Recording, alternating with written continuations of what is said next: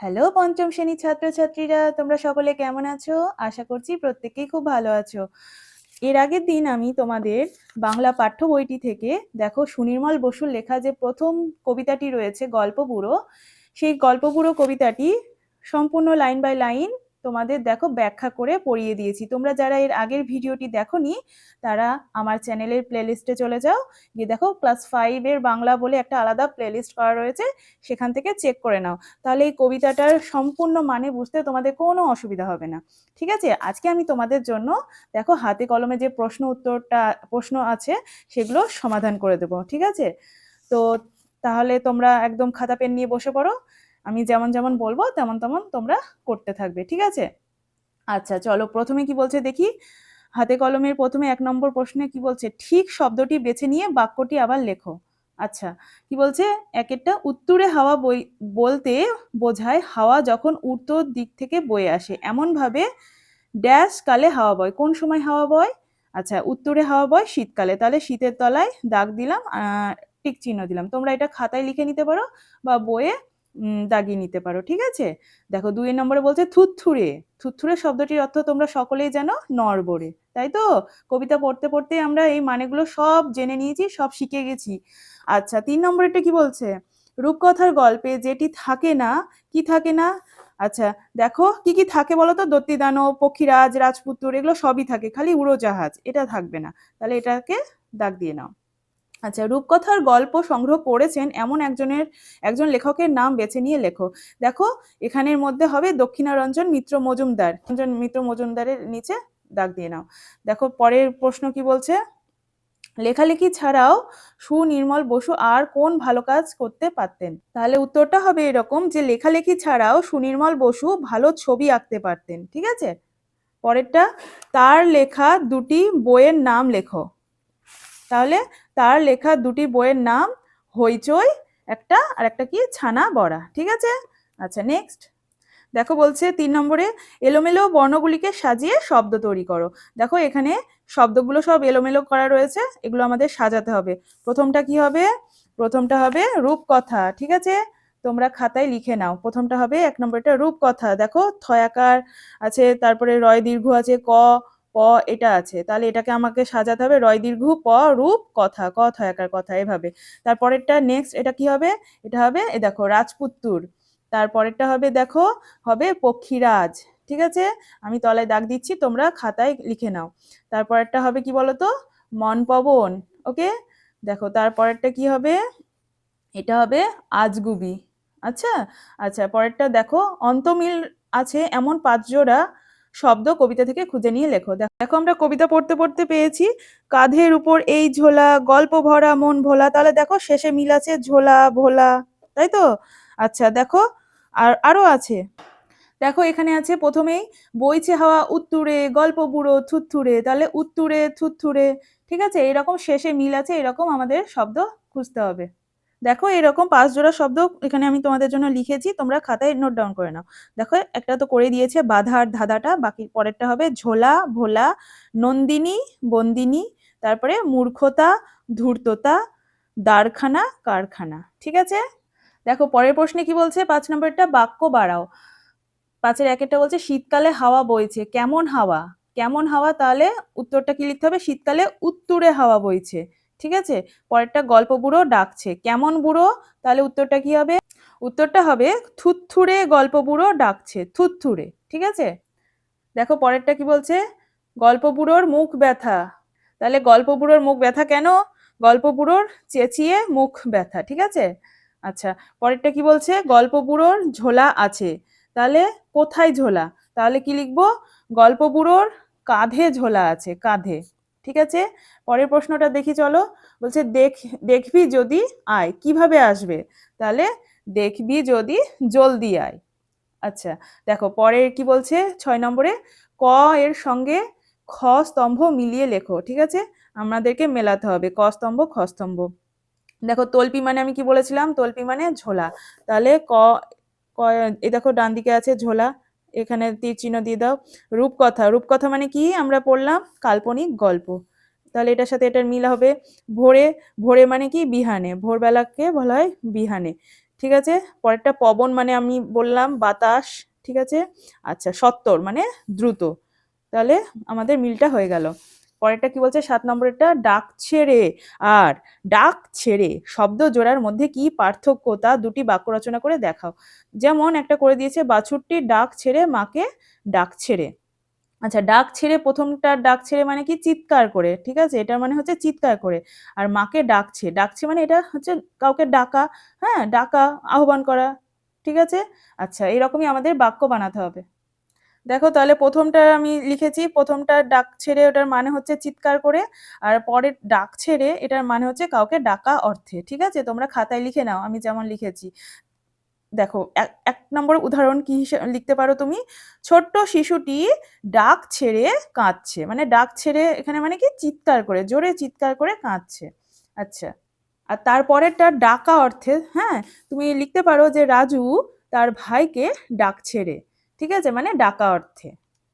দেখো তারপরে কি বলছে, শব্দঝুড়ি থেকে নিয়ে বিশেষ্য ও বিশেষণ আলাদা করে লেখো, ঠিক আছে।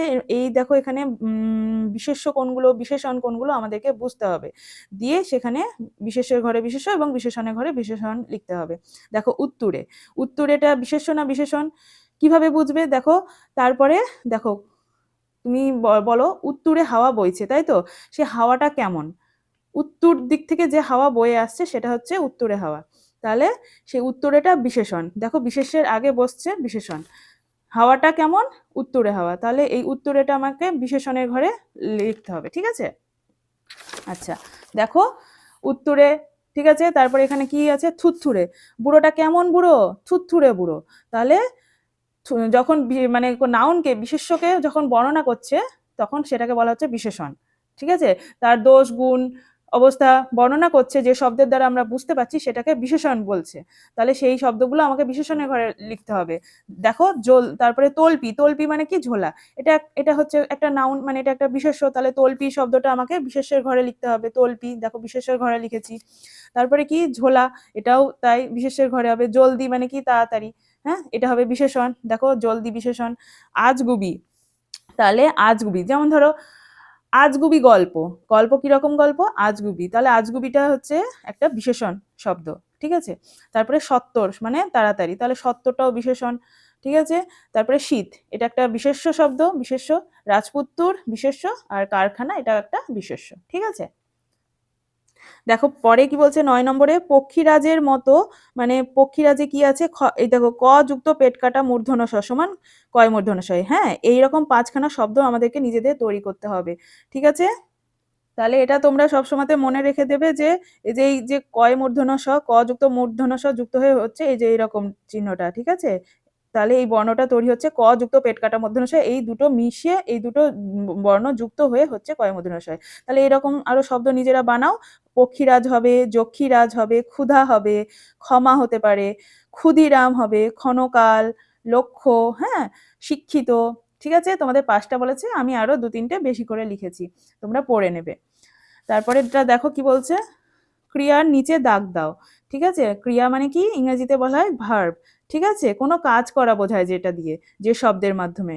দেখো প্রথম বাক্যটা পড়ো কি বলছে, 10-এর 1-এরটা, বইছে হাওয়া উত্তুরে, দেখো মানে কি হাওয়া উত্তর দিকে বইছে, এখানে এই শব্দে ক্রিয়া কোনটা বলো তো, ক্রিয়া হচ্ছে বইছে, মানে কি একটা কাজ, ঠিক আছে। হাওয়া বইছে কোন দিকে, বলছে উত্তর দিকে, তাহলে এইখানে আমরা বুঝতে পারছি যে বইছে এটা হচ্ছে ক্রিয়া।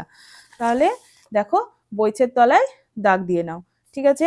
পরেরটা বলছে ডাক ছেড়ে সে ডাক ছেড়ে, তাহলে এই বাক্যে দেখো ছেড়েটা হচ্ছে ক্রিয়া, ছেড়ে, এটা ছাড়া হচ্ছে মূল ক্রিয়া, হ্যাঁ, ছেড়েটা হচ্ছে ক্রিয়া হবে এখানে, আর সেটা তো হচ্ছে নাউন মানে কর্তা এখানে, আর ডাকছেটাও একটা ক্রিয়া, তাহলে এখানে ছেড়ে হবে আর ডাকছে, এই দুটো হচ্ছে ক্রিয়া। পরেরটা আইরে ছুটে ছোট্টরা, ঠিক আছে, তাহলে এখানে এই শব্দে ক্রিয়া কোনটা, আই, তাহলে আইটা হচ্ছে ক্রিয়া, আইরে ছুটে আর ছুটে ছোট্টরা, আইরে ছুটে ছোট্টরা, আই আর ছুটে এই দুটো হচ্ছে ক্রিয়া, ঠিক আছে, বুঝতে পারছো। আচ্ছা, যে যে শব্দের দ্বারা কোনো কাজ করা বোঝায়, যাওয়া আসা, থাকা, খাওয়া, করা, এই ধরনের কাজগুলো যে শব্দের মাধ্যমে বুঝতে পারছি সেইটাই হচ্ছে ক্রিয়া, ঠিক আছে। আচ্ছা, পরেরটা দেখবি যদি জলদি আয়, ঠিক আছে, এখানে দেখো দেখা, দেখা একটা কাজ, হ্যাঁ? দেখো তাহলে এই দেখবি, এটি একটা শব্দ পেয়ে গেলাম ক্রিয়া, আর একটা কি পেলাম? আই। ঠিক আছে, আইটা হচ্ছে একটা ক্রিয়া। পরেরটা শব্দে চেঁচিয়ে যে তার মুখ ব্যথা, তাহলে যে চেঁচিয়ে, চেঁচিয়ে এটা একটা ক্রিয়া, তাহলে চেঁচিয়ে তলে দাগ দাও, চেঁচানো একটা একটা কাজ। ঠিক আছে, তাহলে এইভাবে আমরা ক্রিয়াগুলোকে চিহ্নিত করব। ঠিক আছে, আচ্ছা পরের পাতায় চলে এসো। তোমাদের কি বলছে 11 নম্বরে, তোমার দৃষ্টিতে গল্পপুরো সাজ পোশাকটি কেমন হবে তা একটি ছবিতে আঁকো। আচ্ছা, আমরা তো এখানে গল্পপুরোকে দেখলাম কিরকম ভাবে ছবিতে দেখতেই পাচ্ছি। তো তোমাদের নিশ্চয়ই একটা আইডিয়া হয়ে গেছে, একজন বুড়ো লোক, হ্যাঁ, যার ঝোলাতে প্রচুর রূপকথার গল্প রয়েছে, হ্যাঁ, তা সে থুরথুরে একটি বুড়ো, কিরকম হবে সেটা তোমরা তোমাদের কল্পনার রং মিশিয়ে, তোমরা তো ভালো ছবি আঁকো তাই না, একটা ছবি আঁকবে। ঠিক আছে, এখানে বেশ ভালো করে একটা ছবি আঁকবে।